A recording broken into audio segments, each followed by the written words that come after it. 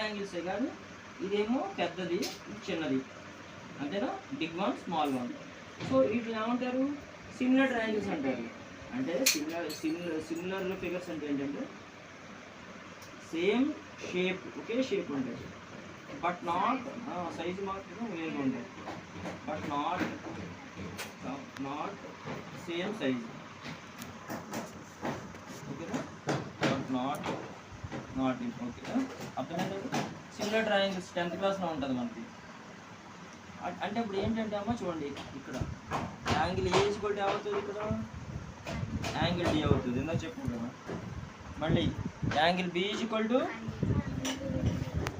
చెప్పండి, angle E, angle B equal to ఎంత 90 degrees. మళ్ళీ చెప్పండి, ఇక్కడ angle C equal to angle F. ఇప్పుడు అర్థమైందా సిమిలర్ ట్రయాంగిల్స్ అంటే? ఉమా అక్కడి నుంచి కూడా తీయమ్మా, అటువైపు నుంచి కూడా. అర్థమైందా సిమిలర్ ట్రయాంగిల్స్ అంటే? అది. సో ఇప్పుడు ఏం చెప్తున్నాను నేను? ఈక్వలాటరల్ ట్రయాంగిల్ కదా, ఇది ఈక్వల్ ట్రయాంగిల్. చూడండి, angle A equal to angle B equal to angle C. First ఏంటి? ఈక్వలాటరల్.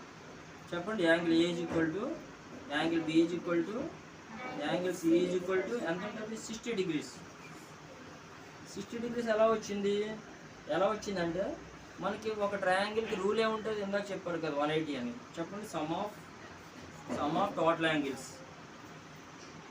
సమ్ ఆఫ్ 3 యాంగిల్స్ కాదు, sum of total angles is equal to 180 degrees. 8th కదా చెప్పు, 180 degrees. ఓకేనా? అప్పుడు ఏమవుతుంది? యాంగిల్ ఏ ప్లస్ చెప్పండి angle B plus angle C, ఈ మూడు కలిపితే ఎంత? 180 అవుతుంది. ఓకేనా? కానీ ఇక్కడ ఏంటి, ఇక్కడ ఏం చెప్పాను? Angle A equal angle B equal angle C అన్నాను కదా. అప్పుడు ఏం చేద్దామంటే angle A putting down plus angle B అన్న యాంగిల్ ఏ ఒకటే కదా, బి బదులు ఏం చేశాను? యాంగిల్ ఏ రాశాను. మళ్ళీ సి బదులు ఏం చేశాను? యాంగిల్ ఏ రాశాను. Angle A plus angle A plus angle A equal to 180 degrees. అప్పుడు ఎన్ని ఉన్నాయి? 3 ఉన్నాయి. అంటే 3 angle A, 3 into angle A equal to 180 degrees. ఓకేనా? కానీ మనకి యాంగిల్ ఏ కావాలి. అప్పుడు ఏం చేయాలి? ఎలా వచ్చింది 180/3? ఇక్కడ 3 దీన్ని మల్టిప్లికేషన్ చేస్తుంది, ఈక్వల్ కట్ అయిపోతే డివిజన్ చేస్తుంది.